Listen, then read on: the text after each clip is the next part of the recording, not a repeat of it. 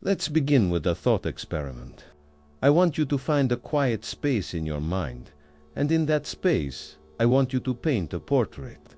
Not of anyone else, but of yourself, exactly as you were 5 years ago. Take your time. Mix the colors of your personality from that era. Remember the precise shade of your political beliefs, the texture of your ambitions, the sharp lines of your anxieties and insecurities. Now, step back and look at the finished painting. Be honest with yourself. Is that portrait truly accurate? Is it a raw, unflinching, photorealistic depiction of the person you were? Or have you, perhaps unconsciously, softened a few harsh lines around the eyes, brightened a few dull gray colors of apathy into more vibrant hues of contemplation? Did you paint over a naive opinion with the hard-won wisdom you possess today? Did you subtly adjust the posture to look a little more confident, a little less lost, a little more like the person you are now? If you are like most people, the portrait you just painted is a beautiful, coherent, and deeply flattering lie. Spat! This is not a judgment. It is a diagnosis. Because deep within the architecture of our minds, we are all unreliable artists, constantly touching up the canvases of our past to better suit the decor of our present. This brings us to the sixth, care, and perhaps most intimately human, of the 7 sins of memory. We have moved past the sins of forgetting, where memories fade, are never formed, or are temporarily blocked. We have even moved past the sins of external contamination, where our memories are altered by suggestion. Now we enter the hall of mirrors, a place where the distortion comes not from the outside world, but from within our own skulls. We confront a sin born not from a faulty mechanism, but from one of the most powerful drives we possess, the desperate, profound, and unending human need to tell ourselves a good story. This is the sin of bias.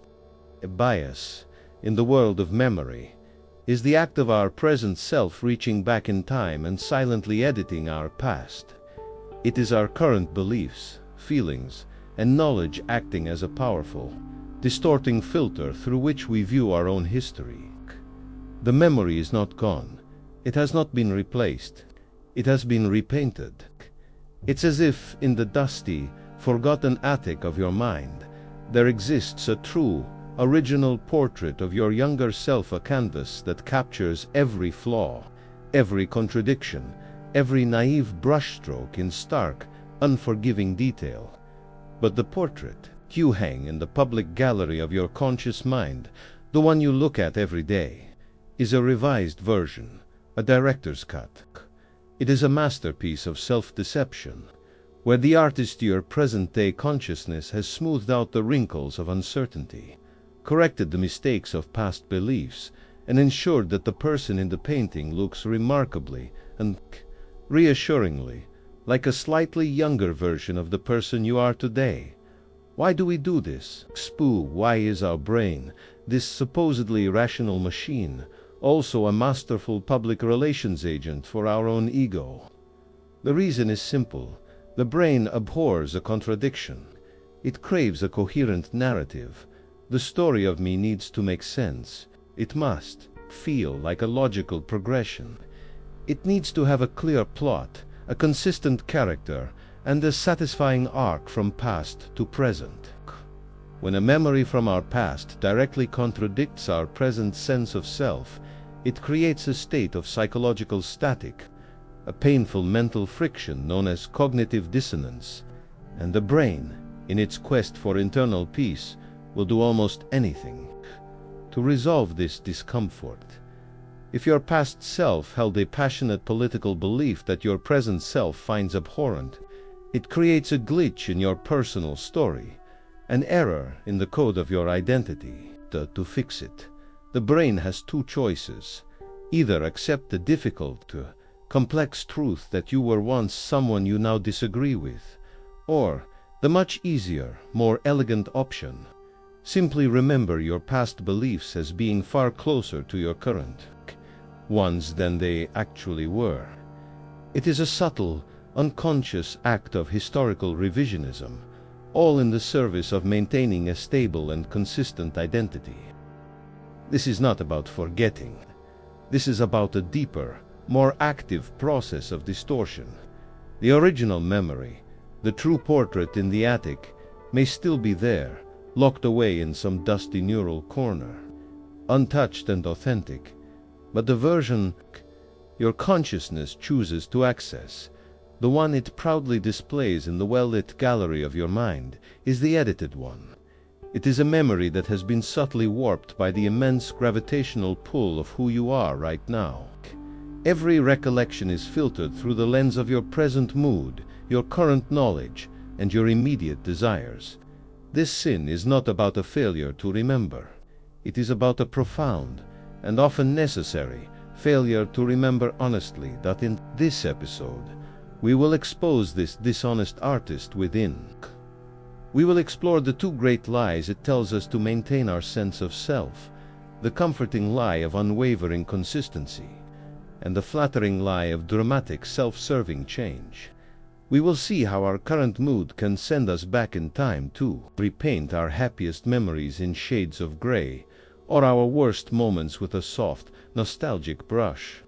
And finally, we will ask the most critical question: if our memory of who we were is constantly being edited by who we are, how can we ever truly learn from our past?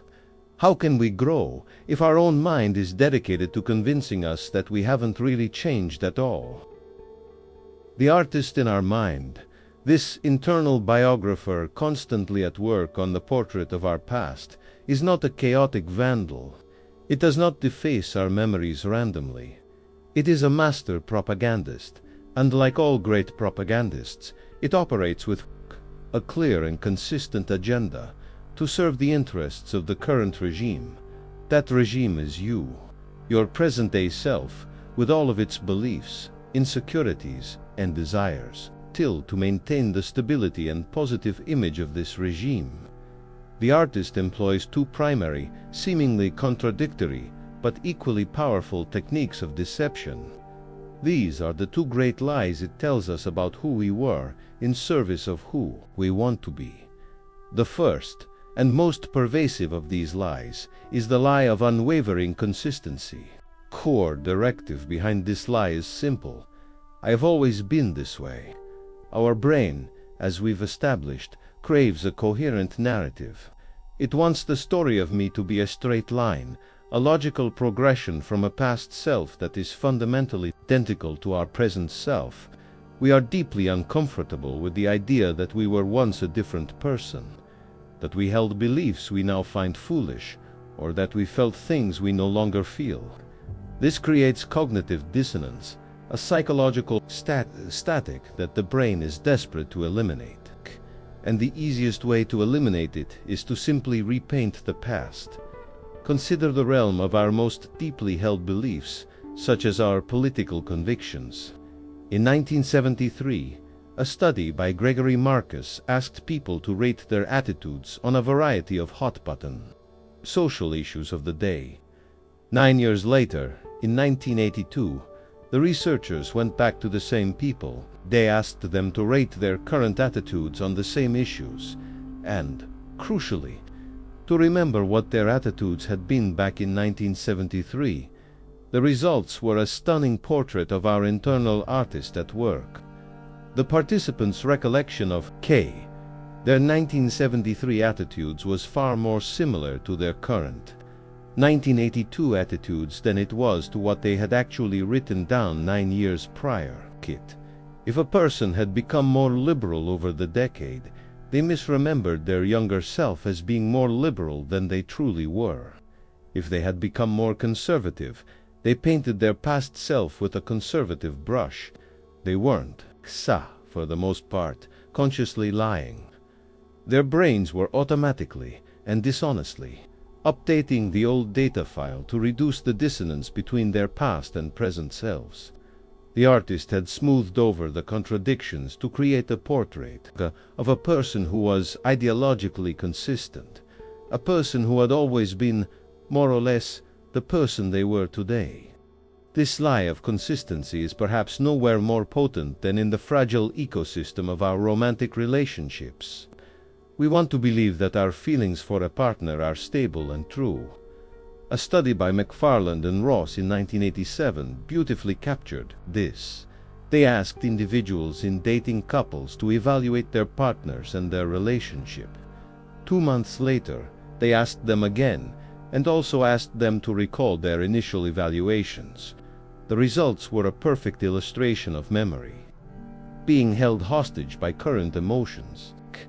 For the couples whose relationships had soured over the 2 months, they consistently misremembered their initial positive evaluations as being far more negative than they actually were. Their current dissatisfaction had reached back in time and repainted the happy beginning in shades of gray, creating a new narrative. I guess I always had my doubts. Conversely, for the couples who reported being more in love, they misremembered their already positive initial ratings as being even more spectacular. Their current bliss had added a new, golden varnish to the past, creating a story that said, "I knew it from the very first moment." The memory wasn't a record.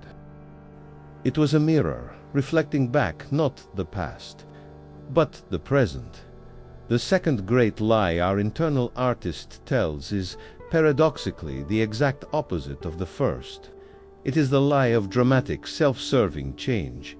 The core directive here is, "Look how far I have come," while the consistency bias works to maintain a stable sense of self. The change bias works to enhance our current self by deliberately distorting our past self for the worse. If the first lie is about creating a flattering portrait of stability, this one is about creating a flattering before and after photo. It's a trick we play on ourselves to make our present achievements feel more significant, our personal growth more heroic. The classic experiment that demonstrated this comes from a study by Conway and Ross in 1984. They enrolled a group of students in a study skills improvement program. Before the program began, the students rated their own study skills. They then participated in the program, working diligently. Afterwards, they were asked to rate their current skills and also seen to recall what their skill level had been before the program started. The results were telling. The students consistently misremembered their initial study skills as being significantly worse than what they had actually rated them at the beginning. They weren't just celebrating their improvement. Their memory was actively exaggerating the starting point to make the journey seem more arduous and the final result more triumphant. They had taken the before photo of their memory and deliberately applied a filter of incompetence to make the after photo of their present self shine even brighter. These two great lies, the lie of consistency and the lie of change, seem like contradictions. But they are not. They are two different tools used by the same artist to achieve the same goal, to paint a portrait of a present self that is both stable and impressive. We use the consistency bias for things we believe are core to our identity, like our intelligence or our fundamental beliefs, to reassure ourselves that we have always been wise. We use the change bias for things we have actively tried to improve, like a skill or a bad habit, to reassure ourselves that our efforts have been heroic and successful. Both are acts of ego preservation. Both are the work of a mind that is less interested in the cold, hard facts of the past than it is in the comforting, flattering story of the present. The artist in our mind is not a historian seeking objective truth. It is a court painter, whose primary job is to ensure the current monarch always looks good. This entire process is further complicated by the color palette the artist has to work with on any given day. Our current mood, our emotional state, acts as a powerful filter that tints every memory we try to recall. When we are feeling happy and optimistic, we tend to recall past events, even neutral ones, through a more positive lens. The memory of a difficult but ultimately successful project at work might be remembered as an exciting challenge, But if we recall that exact same memory when we are feeling depressed or anxious, our brain might paint it in shades of gray, remembering only the stress, the long hours, and the conflict. The facts of the event haven't changed. The portrait in the attic is the same, but the lighting in the gallery of our mind has changed, altering how we perceive the painting entirely. Bias, then, is a living, breathing process, a constant negotiation between the facts of the past and the feelings of the present, all orchestrated by an internal artist whose primary loyalty is not to the truth, but to us. Sir, we arrive at the heart of the paradox. We have unmasked the artist in our mind, the internal biographer who works tirelessly, not in the service of truth, but in the service of our ego. We have exposed its two great lies, the comforting lie of consistency, which whispers, "You have always been this wise," and the flattering lie of change, which proclaims, "Look how far you have come." This internal artist, this court painter, is a master of its craft. It operates silently, automatically, and with a single unwavering agenda to ensure the portrait of our present self remains coherent, stable, and admirable. This leaves us in a deeply unsettling position if our memory of who we were is constantly being filtered, tinted, and repainted by who we are now. How can we ever truly trust our own personal history? How can we learn from our mistakes if our brain is programmed to either forget we made them, to exaggerate how foolish we were, just to make our present wisdom feel more earned? If every time we look in the mirror of our past, we only see a reflection of our present, then we are trapped in a feedback loop of self-deception. We are living in a house of mirrors, designed by our own minds, where every angle only shows us what we want to see. How do we break the glass? How do we find a witness that cannot be bribed by our own ego? The antidote to a dishonest artist is not a better artist. It is a photograph. It is a raw, unedited, and time-stamped piece of evidence that captures a moment with unforgiving honesty. It is a record that cannot be retroactively repainted. For the landscape of our minds, this photograph, this incorruptible witness, takes the form of the unedited journal. The practice of journaling, of externalizing our thoughts and feelings onto a physical or digital page, is not merely an act of self-expression. It is a profound act of cognitive self-defense. It is the most powerful tool we have to combat the insidious, ever-present sin of memory bias. When you write down your thoughts, your feelings, your beliefs about a specific event as it is happening, you are doing something revolutionary. You are creating a source document for your own life. You are taking a core sample of your consciousness at a single point in time. This written record becomes a fossil of your past self, an artifact that is immune to the retroactive editing of your internal artist. The court painter in your mind can repaint the memory of your past beliefs all at once, but it cannot change the black ink on the white page. The journal becomes your ground truth, an anchor of objectivity in the turbulent sea of your subjective experience. Let's revisit the study on political attitudes. Imagine if those participants in 1973 had kept a journal. When asked in 1982 to recall their past beliefs, their memory, biased by a decade of personal change, might have told them, "Oh, I was always more or less liberal." But then, they could open their journal from November of 1973 and be confronted, with the hard, undeniable evidence of their own handwriting, passionately arguing a point they now find naive. That moment of confrontation is where true self-awareness begins. It is the moment the lazy, self-serving artist in your mind is caught red-handed, standing over the canvas with a paintbrush caught in the act of altering the past. The journal doesn't just correct the memory.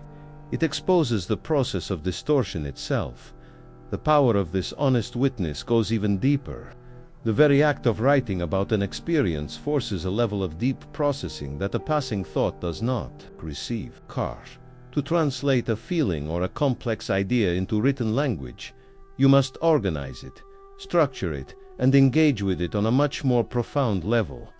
This process creates a stronger, more detailed, and more resilient memory trace to begin with.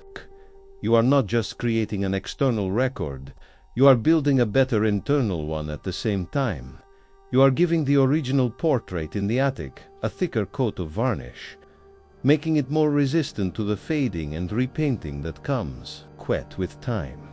So how do we practice this? This is not about keeping a dear diary of daily events. This is about becoming the meticulous historian of your own mind. The key is to document the things that are most susceptible to bias, your feelings and your beliefs. Care when you are going through a significant life event, a new relationship, a career change, a personal struggle. Take a moment to document your raw, unfiltered emotional state. Write down your hopes, your fears, your predictions for the future. Be brutally honest. Do not write for an audience. Write for your future self, the person who will one day look back and try to tell a different, neater story. This document is your only honest witness. Then comes the most powerful part of the practice, the annual review. Once a year, take out the journals from 1, 3, or 5 years prior. Read them, and prepare to be humbled. Prepare to meet a stranger who happens to be you. You will be confronted with the undeniable evidence of how much you have changed, how inconsistent your feelings have been, and how flawed your memory of that change truly is. That feeling of shock and surprise is the antidote at work. It is the feeling of your cognitive dissonance being shattered by cold, hard data. It is the feeling of your internal artist being fired from its job as a propagandist and being rehired as a more humble, more honest biographer. Ultimately, the fight against memory bias is not about achieving a perfect, error-free recall of the past. That is impossible. The goal is something far more profound. It is about cultivating a state of intellectual humility by consistently confronting the evidence of our own past inconsistencies. We learn to be more skeptical of our present certainties. If we were so sure of a belief 5 years ago that we now find absurd, what does that say about the beliefs we hold with such conviction today? It teaches us that our current self is not the final, perfected version. It is just one more portrait in a long, ever-changing gallery. The unedited journal then becomes more than just a memory tool. It becomes a tool for wisdom. It is a written record of our own fallibility. It is a conversation across time with the many different people we have been. And by engaging in that conversation honestly, we can finally begin to learn from the full, unedited story of our lives. Not just that flattering, revised version. Our brain wishes were true, so we conclude our 6th investigation.